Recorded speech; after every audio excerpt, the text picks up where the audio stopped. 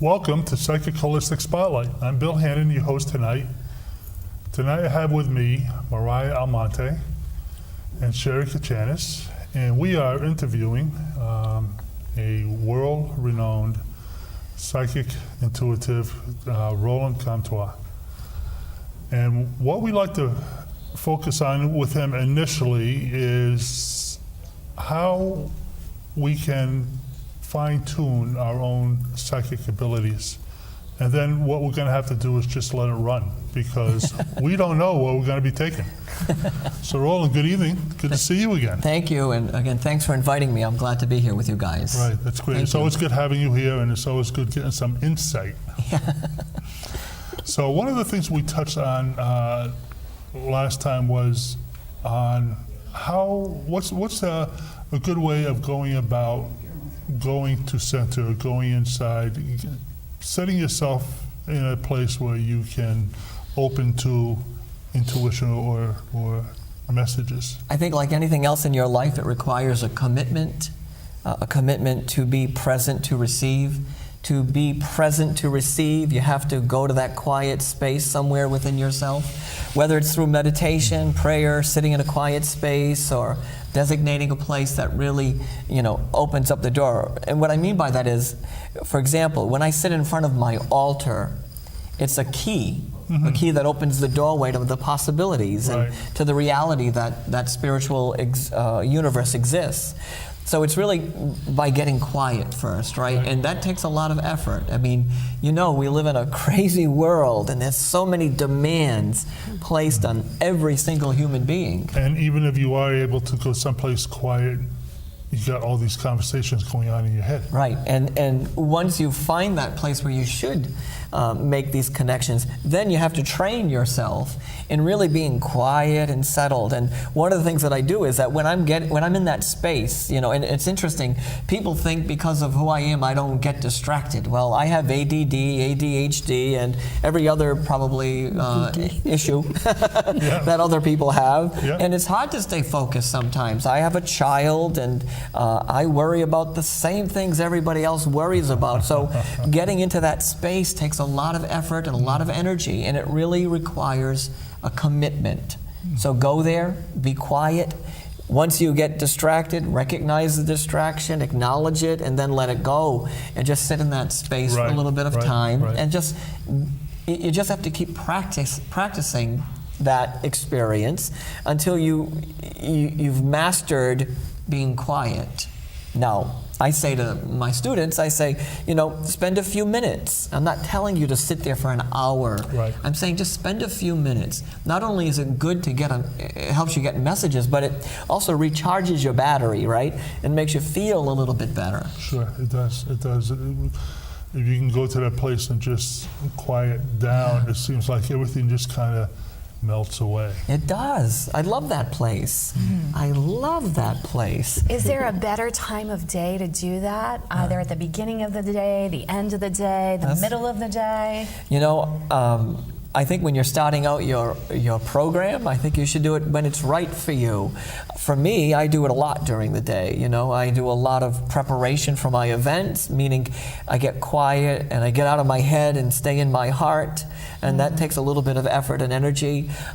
So pick a time of day that suits your schedule, right? Do it when it's good for you.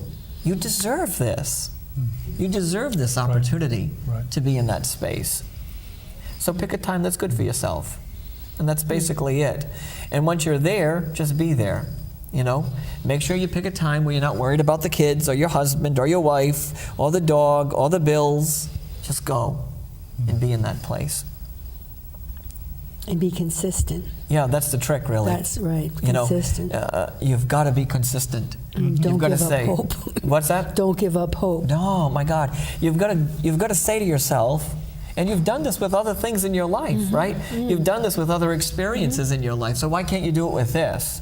Just get in that space, make a commitment, be consistent, be proactive, sit there and just sit there and be quiet. And be quiet. And when those things come up in your mind, let them come up, recognize they exist, and then move them on towards their destination. Offer no resistance. No. Just let it go past you. And I find the same even with conversations with people throughout the day. Yeah. You know, people are coming at you with an issue or something like that. It doesn't concern you. You offer an ear, but you just let it go through you rather than resist. And, Yes. And that's the same thing when you're sitting. And when you're in that space, at some point you realize that you're a medium, that you're a channeler. You know, and there's not one book that says Roland Comtois is the channeler. No. It says all of us I know what you're saying, right. are the channels. And if you're Catholic, read Corinthians 12:4. If you're Buddhist, read their scriptures. If you believe in Hindu, read the Bhagavad Gita. All of these books tell us that the soul is here, that it's in me, that it's in you. There's nothing that says it's in one person. It's in all people. Right. So once you're in that space, you realize, oh my God, that you're a medium too. That you're a medium as well. A woman said to me recently, she said, you know, I don't like it when mediums say that they are the intermediary between me and God or spirit, but Right. that's what a I can see medium that. does. I can see that. Yeah, right? absolutely. But listen, when a little old lady can't cross the street on her own, and you take her by the hand, and you cross the street with her, aren't you a medium in that particular moment of time?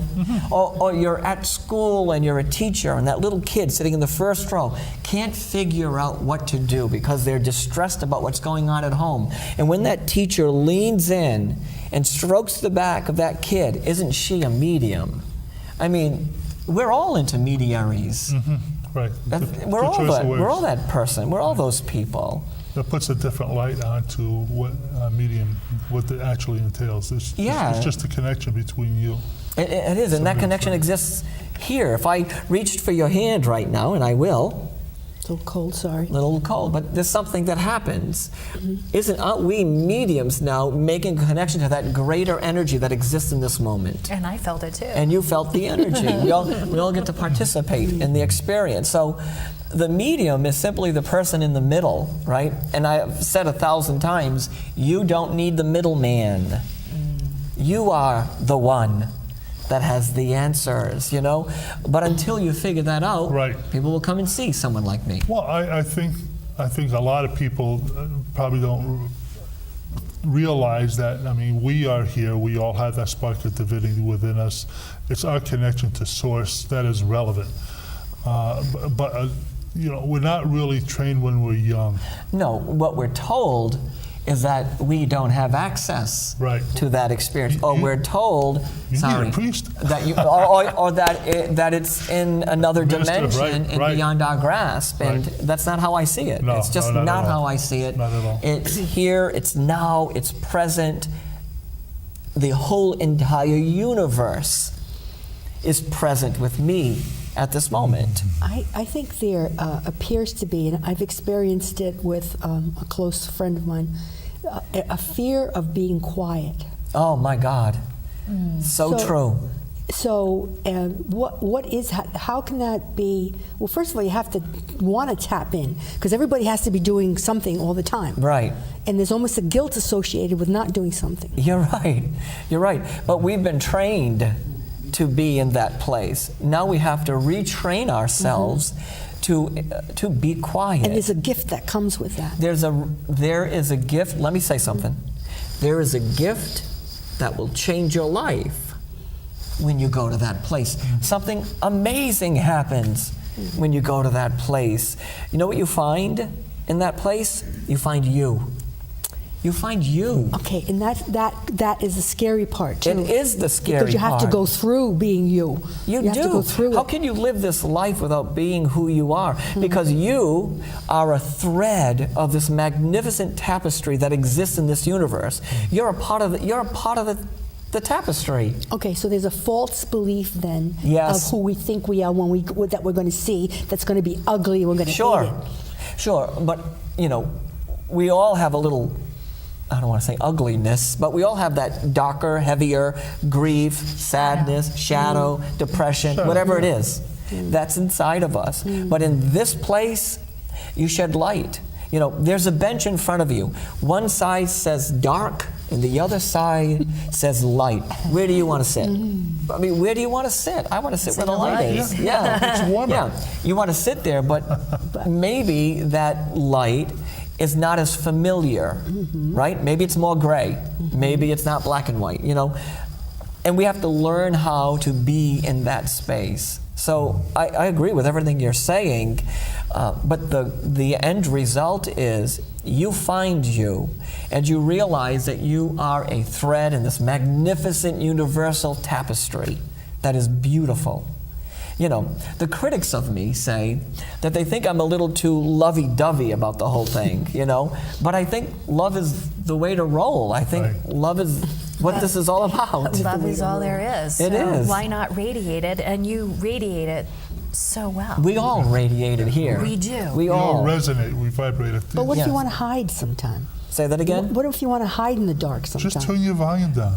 You know, the little, Perfect. Turn your volume down. Oh, disappear. Yeah. Yeah. Even in a crowd, you can disappear. Yeah. Okay. Yeah. Right. Yeah. It can Yeah. still be light, but it's just like. You can dim it. You Yeah. can. I think you have to do what's right for you, what's best for you. And if you are honoring the experience of love and that loving kindness that exists in us, I think that you can get where you're supposed to go. You know, people ask me every single day, if I get quiet enough, am I going to hear a message from my mom or my dad or my kid or my whomever? Yes, I think that's possible. Obviously, I live this life. It's more than possible. It's real.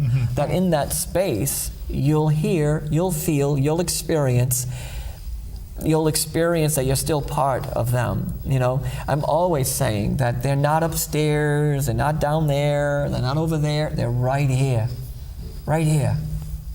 They're right here.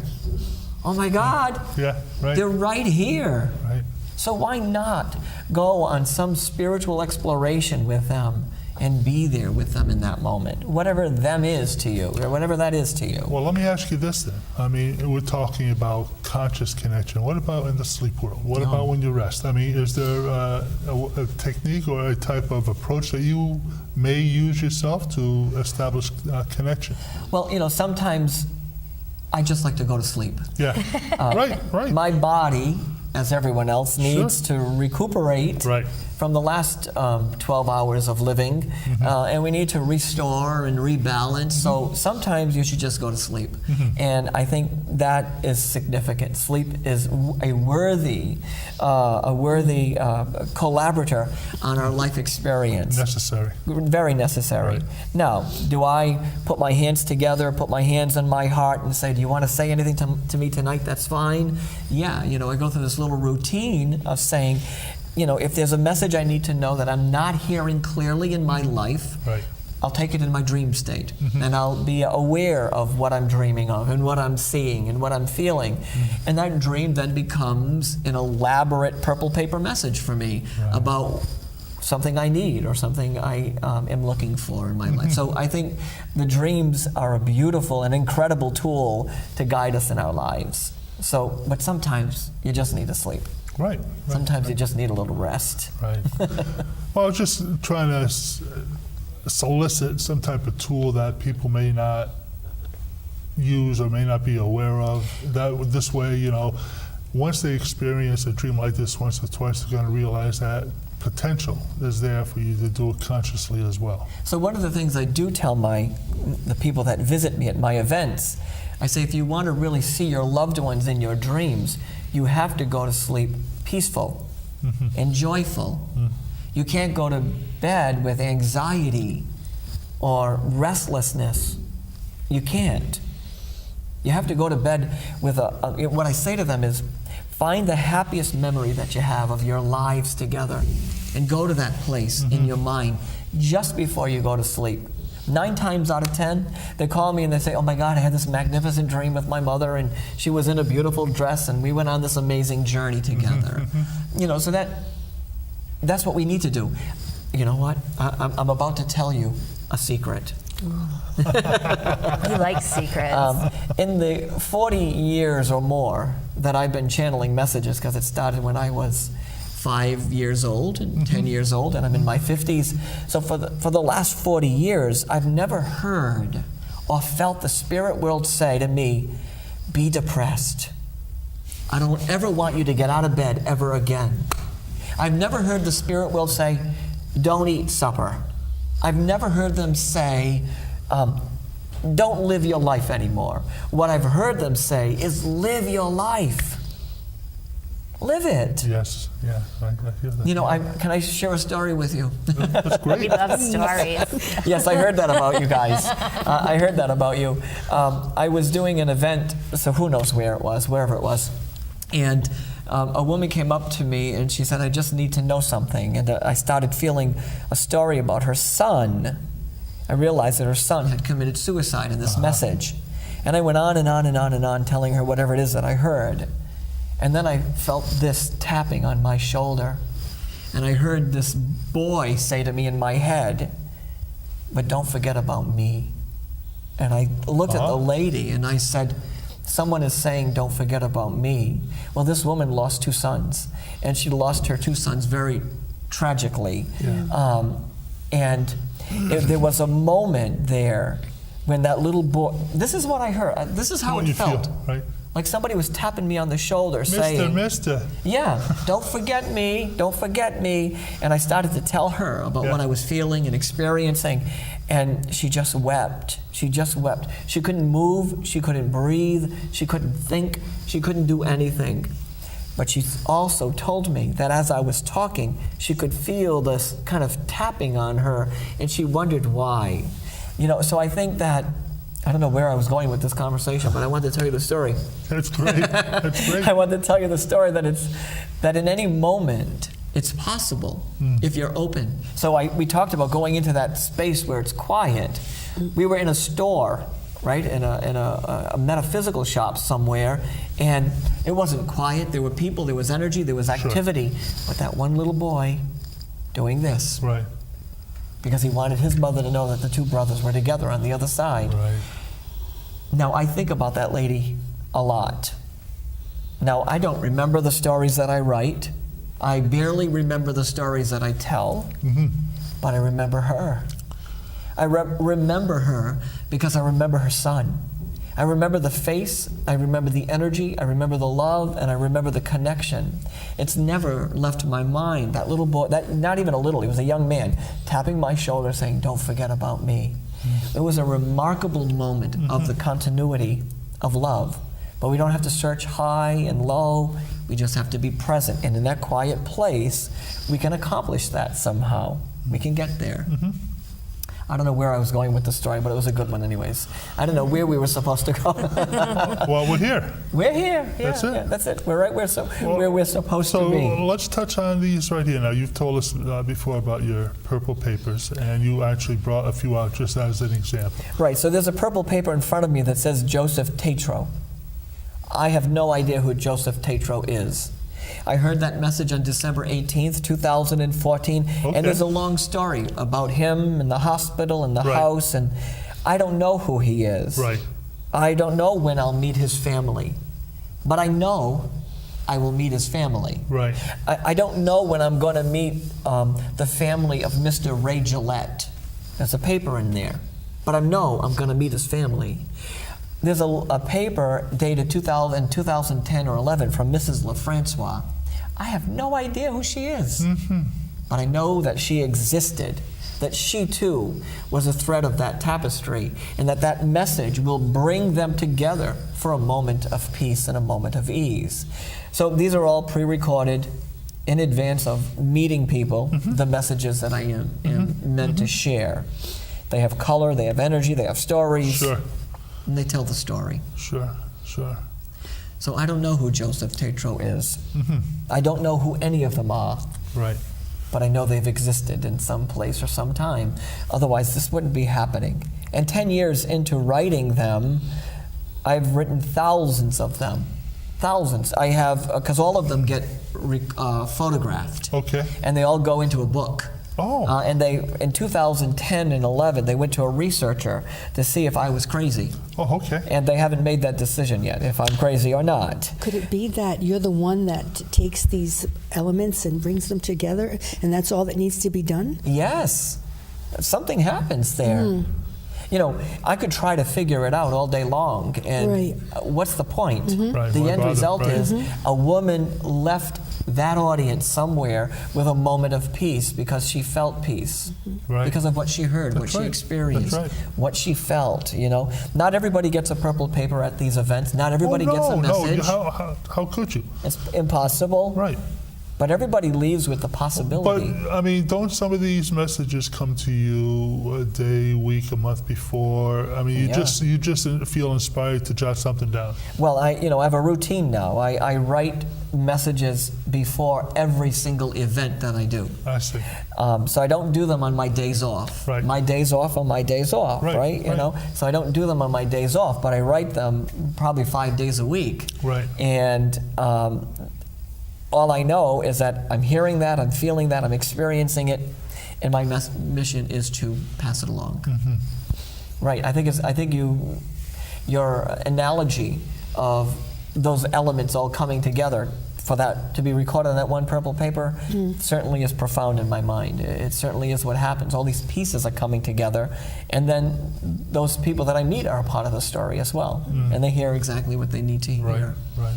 what they need to experience. It's all a part of the book of life. It is a part of the book of life. You know, the book of life is one of the chapters in one of my books. Excellent. And it is about the book of life. We all have this magnificent book of life within us, right? Don't That's we? right. That's right. That's right. Right. No, I mean, aren't we all amazing, incredible human beings? And when we tap into that, the truth of who we are, the essence of who we are, I just think anything is possible. It seems like to me like it's. I'm sorry, Sherry. Okay. That it's almost like a prayer. Oh, wow. I mean, because any writing, any thought they say is a prayer. Yes. So It is a in prayer. that context, it's out there. Yeah, it is. It's just a little glimpse of something, a glimpse of a story. You know, I call them love letters from heaven, or at least people around me call them love letters from heaven, that they're a glimpse of a story. What they truly do, though, is they remind us that love is everlasting. They remind us that Joseph was an important part of someone's life. They remind us that who we were to each other, that we still are, right? That prayer that was written in 1918, and now it's just elusive right at this second. I'll get it in a minute. Yeah. But it is about us being there, that death is not the end, but the beginning of another aspect of the journey, right? And this reminds us that we had a journey together. Sure, somehow. sure. I mean, I've actually referred to people as sometimes that have been grief struck as to, you know, a passing of somebody. And, you know, I said, you know, well, you look at it from this point of view that, I mean, they were born and they came into this life with us and they are born on the other side. It's not a death, it's just another type of birth. You know, I gotta say though that I agree with you. Right. But when my mother died, Yes, it was death to me. yes, of course. Because I was It was a an 50-year-old ending, kid, you know, really saddened by her passing. course. You know, I'll never forget the day that I walked into my mother's rehab room. It was days, I don't remember the number, maybe 40, 50 days before she passed away, and she said, "Oh my God, Roland, you're not nuts," she said. I said, "What do you mean, Ma?" She said, "You know, I thought you were a little crazy all these years." She said, "With your stories," she said, "you're not nuts." And then she started to tear up, and she said that they all came to her the night before in this very magnificent dream. Right. That her brothers and sisters that had passed before her, Right. and her mother and father that died 40 years ago, stood by her bed that night. They came to tell her that her time was coming soon, Right. though. And she said, "But don't be afraid, Roland." She said, "Because when they come for me," oh, I'm getting emotional telling you this Yes, story. yeah, of course. "When they come for me," she says, "it'll be minutes before I leave, Yes. and I'll be okay. And you won't have to worry about me anymore." And then she took my hand and she looked deep into my eyes. And she said, "Roland, what are you going to do when I'm gone?" I said, "Mom, you've never left before. I have no idea. Yeah. But I know I'm going to be okay. Yeah. Because the love that we share is a love that is so powerful, Right. so beautiful, Right. that it cannot be broken by death." I will never, ever forget her face because she didn't believe. She believed, but she didn't believe. She was afraid. She Right. wanted to. Sure, She sure. wanted to get a message. She wanted to feel the energy. And then she had her own beautiful and wonderful moment that said to her that they will carry There's, her on. there's validity. It's not just a reference point anymore. Right. It's an actual experience to her. Yeah, it was an experience, and it was so remarkable, and it was so wonderful to be part of that. And so death, when someone dies, there's death involved. The Right. physical body goes. Right. I'm a nurse. I've been practicing nursing my whole life, and you know, we die. We start dying right from the get-go. Our cells start to go. Our body will not sustain the journey, but it's okay because love is everlasting. You know, the power that exists between us and our loved ones that have passed exists here. And if we go quiet and settle and be in that space that I've referred to many times tonight, you too will have a moment that is so remarkable that you know that you have touched the hand of your loved one. That's how powerful it is. Right. That's how magnificent it truly is. It's there for you. It's there for all of us, right? It's there for all of us.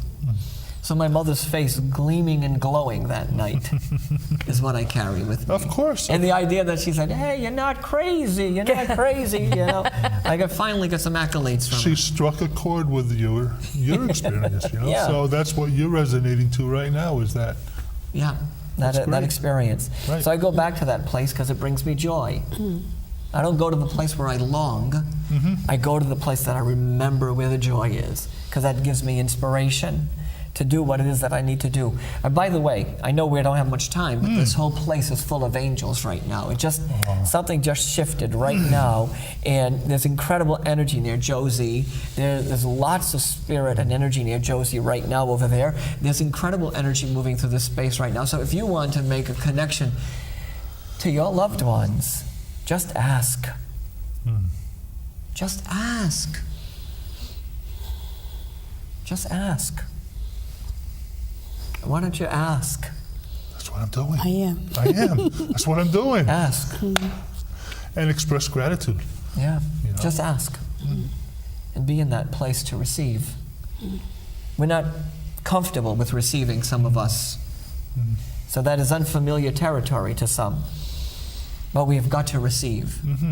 That will help us to move forward, to embrace the journey for what it is. Well, it's part of the ebb and flow. If you can't be all one way. It's, Yeah, it can't be all one way, that's right. for sure. It has to be an ebb and flow. There has to give be a and take. balance. Well, it's a Right. continuum, right? There is no way. Yeah, that's right, That's right, right. too. Yeah. Just It just is. slip. It's all there. It's all moving in one place. Yeah. I think it's beautiful anyways. Right. So I'll just take a moment just to thank our audience for spending the time with us to enjoy Roland's sharing of stories and experiences. And you do have some type of connection website or something like that that you can share with us as far Say as that again, please. you have some type of website that Yeah, you people can just go to rolandcomtois.net okay. and you'll find things. Or just type in my name and Sure, you'll sure. get stuff. That's right. So, and that way it's COMTOIS, and this way people can maybe reach out and touch a different aspect of your experience. I think and- that's a great idea. yeah. So thank you very much for being with us, Thank you, and thank you guys. I appreciate being with you again Sherry tonight. Thank you so and much. Mariah and Roland. We have enjoyed immensely your stories Thank of you. extraordinary and magnificent connection. Thank you so Right. much. I Right. appreciate it. Right. And so I just think it's great that you also were able to share with us how to go to center. Yeah. And a lot of us experience That's only that. step Some one, of us, right? Right. We But- gotta get step one down, and then everything else falls into place. That's part of does. that's part of the foundation. You know, you put your feet in the ground, you ground yourself. you can't build a house without putting the foundation down. Right. That's right. And so Don't let's answer put Then the it just foundation. happens. Then it just happens. Yeah. You know, the experiences you have just occur, Thanks. and it's spirit that directs it. So, what you're ready for. I'm in. So thank you, Mariah, Sherry. Thank Yeah. you. Okay. Yeah. So, Thank you. what's your next group? I'm going to be in Florida a lot. Really?